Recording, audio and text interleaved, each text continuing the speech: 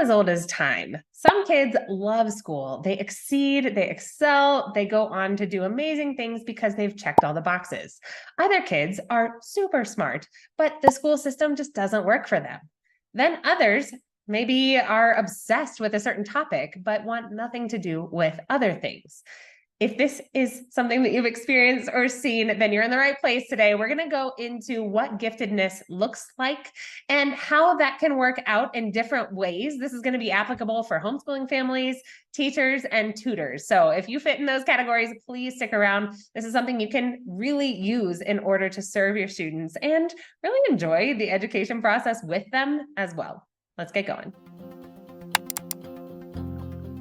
All right, so let's get some labels out of the way here. When we talk about exceptional learners, this could be students with learning disabilities, with learning needs, just neurodiversity in general, and it can also include gifted learners. So you might see this represented as GATE, GATE, gifted and talented education, or just GT, gifted and talented. But the idea here is that we're looking at certain areas that kids are just excelling in or could excel in if given the right situation, the right circumstances. But who is gifted? And do we need the label in order to use some of these things that I'm going to tell you about today? Absolutely not.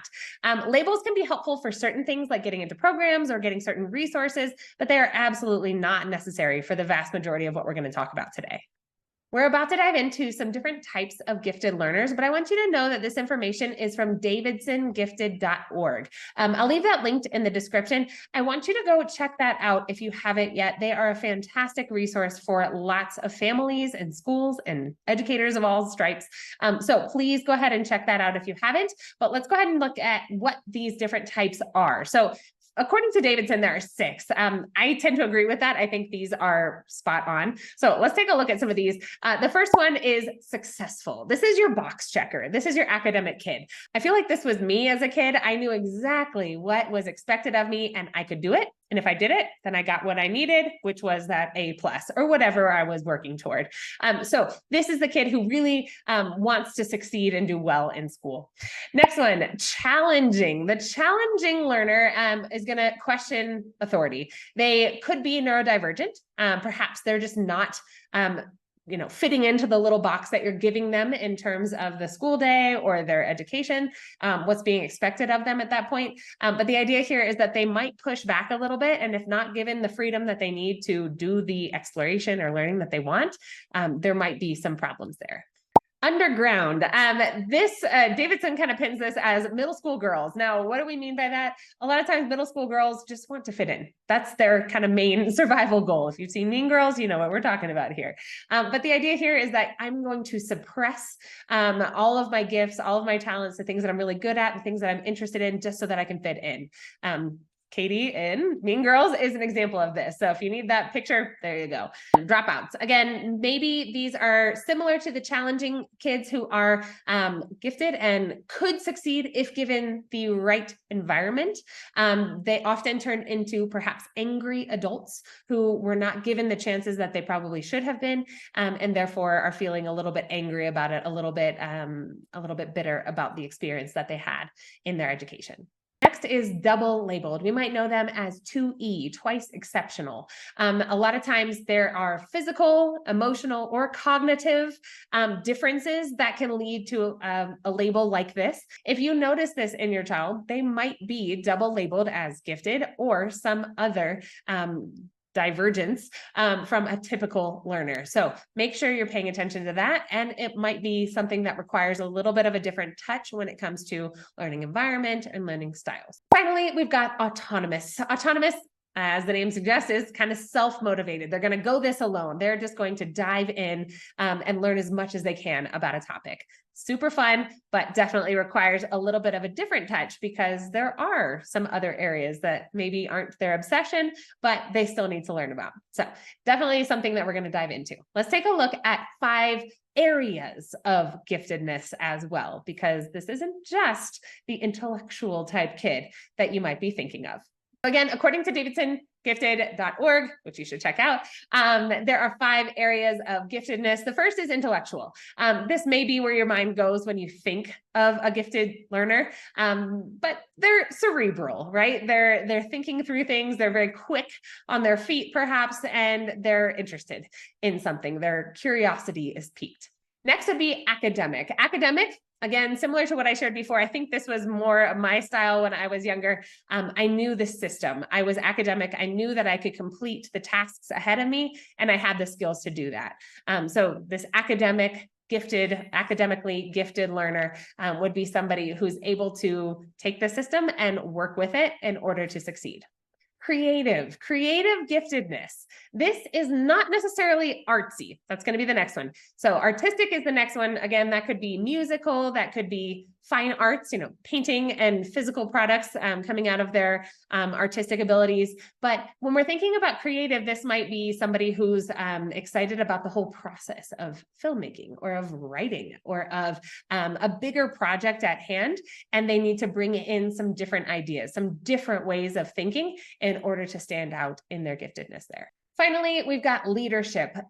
You've probably seen this, or you could probably remember a kid like this in your school days, or even in your home right now, or in your classes. A kid who is just a born leader. They are able to step up to the challenge. They're able to deal with groups of people. That is definitely a type of giftedness that we can see, and often combines with some of the other types of giftedness as well. Now, I want to move us on to a question that kids love to answer because it puts them in a social category, helps them rank themselves against other students their age, and it's, what grade are you in? Now, this is an easy question for kids who are perhaps in a traditional school situation. But if you're in a homeschooling situation, or you're in a gifted situation where you know that you're in a different grade in certain subjects, or in your homeschool, you don't really use grades, you're just working through and progressing along, what do you say to this? Now, this is a question that maybe we want to coach our kids through, help them come to an answer. Maybe they do want to just say, hey, I'm in 3rd grade. Give an answer because that's the book that they're working on or whatever. Or they might say, hey, I'm working on this thing. Or they could just give their numerical age, their biological age. Hey, I'm 8 years old, right? That's an easy answer that will kind of get them through the social angst of that question. However, let's dive a little bit deeper because grade is not all it's cracked up to be. So for the teachers in the room, you guys will be very familiar with scope and sequence and standards. For those educating at home or tutoring, these might be less familiar to us. And while we may want to be a little bit more free in our education styles, these can actually be really helpful when we're just looking at where we want to go with learners and where we can guide them. So in case you're looking for that sort of scaffolding to stand on, any state Department of Education will have their standards on their website. Some states like Virginia and Texas are a little bit different. They have their own standards. Other states use Common Core. So you're going to want to look that up depending on where you are or what you'd like to use. But the idea here is that you've got a little bit of an idea of where you want to go with students because grade is subjective. Here's what I mean. When kids are working on certain skills, who decided what is in those standards? Now, a lot of that is fantastic stuff, and it's been put together very intentionally. But does that mean we have to stop there? Absolutely not. So that is just kind of the baseline of where we want kids to be at this age. But is there a chance for extension, for discovery? Absolutely. We're going to talk about that in just a second. The other idea that is really important to grasp here is that we can be in different grades at the same time, but in different subjects. For example, we've got a kid who loves to read. Okay, loves to read, will read books far beyond what their typical kind of age would be reading. But in math, they're struggling a little bit.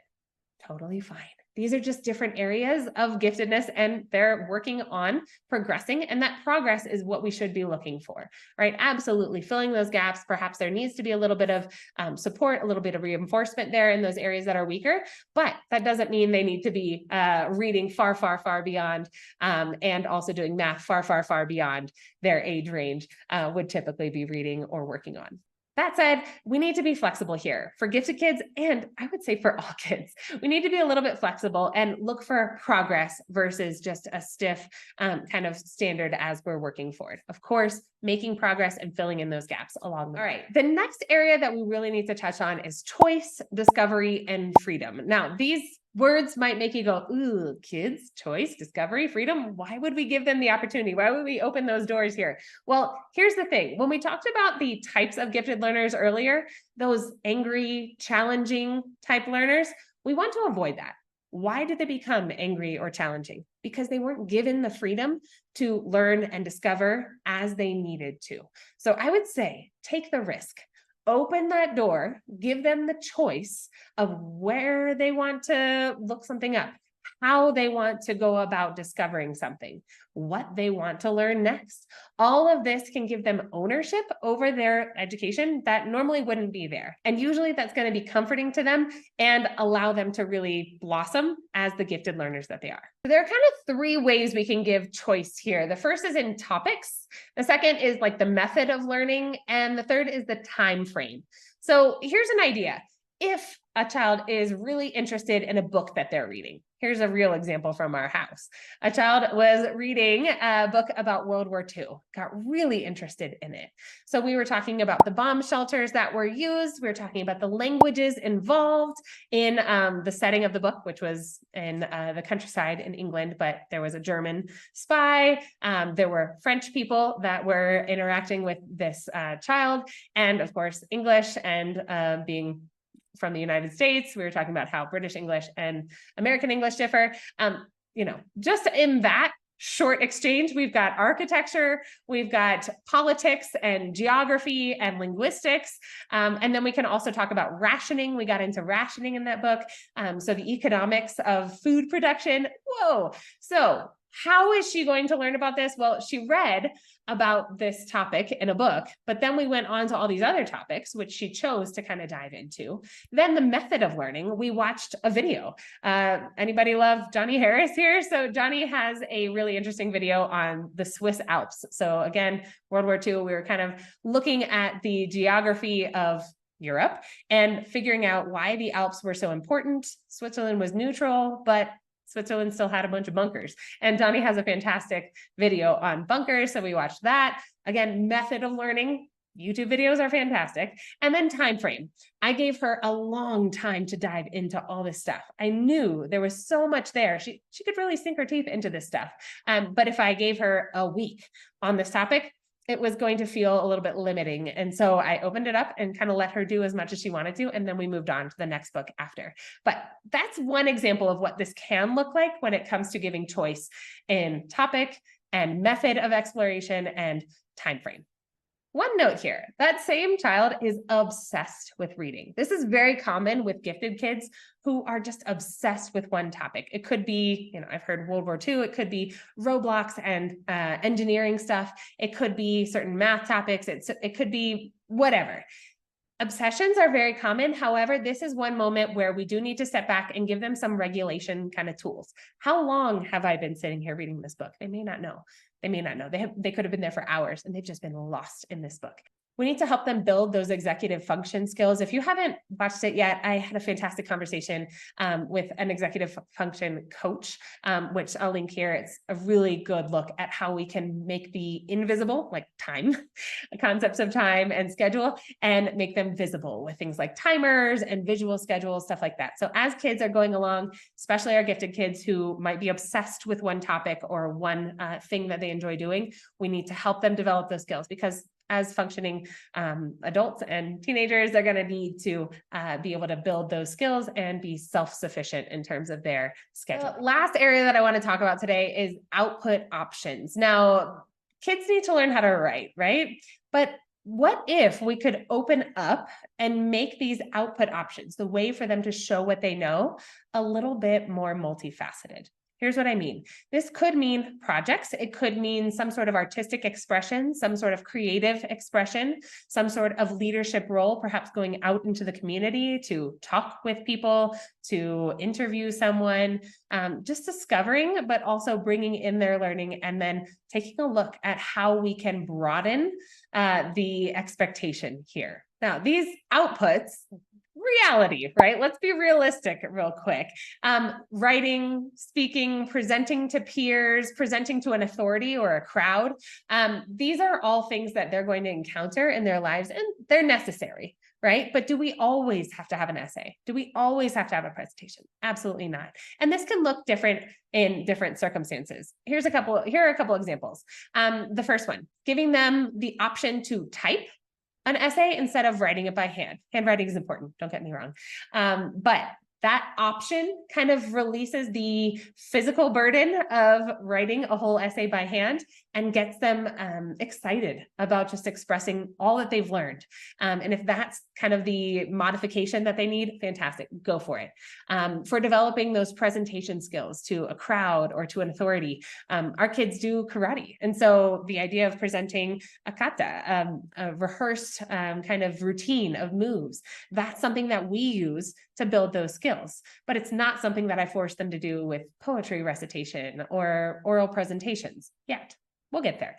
But the idea here is at different points in their learning, they're going to need to stretch. And I want to bring you back to one psychology principle that has just really stuck with me. You guys have those too, probably, right? From your university days, but ZPD, the zone of proximal development. What does that mean? Well, we're here. Let's say we're here in our learning and we want our learner to be right here, but they're just kind of resisting it. Let's find an intermediary point. Okay. We want to push them right here.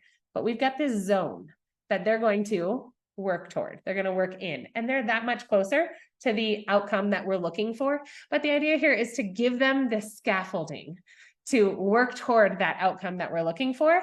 And that could be modifications in the output that we're asking for, as well as kind of giving them the choice in terms of what they want to do to present or show what they know. You guys, this is a huge topic, and I really don't think it's just for gifted kids with a label. I think it's for all learners. And so if it's helpful to you, I want you to think of gifted kids as a gift to us. It might feel like more work. It might feel like a burden to try to make sure that we're hitting all these areas. But I think a really good way to do this is just to kind of step back for a second and take a look at what's happening. Give them choice, give them the freedom to discover their own learning. After all, that's what we're working toward anyway, right? Creating lifelong learners, supporting them along the way. And I know this isn't easy. So if no one has told you yet today, thank you. Thank you for doing what you're doing. It's really important. Happy teaching.